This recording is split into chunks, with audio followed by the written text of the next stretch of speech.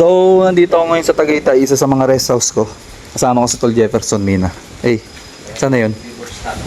Ito kinita ko to, Tol, sa pagbablog. Malaki kasing kinita ko ngayon sa Facebook. So, syempre nag-invest agad ako isang bahay. Kumita ba naman ako $100 eh. Ito, pinasadya ko tong doorbell na to. Pakinggan mo. Ganda, di ba? Ako lang meron yan. Yan. Sige, pagpasok mo, yan agad makikita mo. Ano bang tawag dyan? Basta pinagawa ko lang sa mga kapintero ko eh. Ito, binili ko rin bilyar. Magkano bili ko dito? 3 million. Kasama na yung mga bola. Ayan, nakikita mo yung chandelier ko. Bilog yan. Pinasadya ko yung... Ako lang meron yan. Ito, TV. Binili ko to. Wala lang, ayoko lang gamitin. Binili ko lang.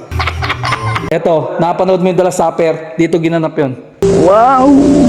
Masaya ka ba sa nakikita mo? Ito, pila to, Tol Jefferson. Lahat ng mga gamit ko dito pwede mong gamitin. No, yan, mga kutsara, tinidor. Wow! Papakita ko sa yung banyo ko. Teka lang ha. Aliba-ilaw ko dito. Yung naninibago ka, bibili ko lang eh. Nahanap ko pa eh. Sa loob ba? Buti ka pa, alam mo. Patsakang kitsa mo ka eh. Banyo ko. Banyo ko pa lang yan. Malaki na. Anong kwarto na, no? Dito tayo sa taas. Second floor. Ito yung... Ito may ano ngayon dyan. Pinaupahan ko muna. Para hindi masayang kwarto. Diba? Siyempre. Bibili ba? May banyo rito sa sarili, siyempre. Gusto ko yung komportable yung mga... Teka lang ha. Ito, isa ko pang kwarto to. Ayan. Dito tayo matutulog. Tol, masok ka dito. Akin yan ha.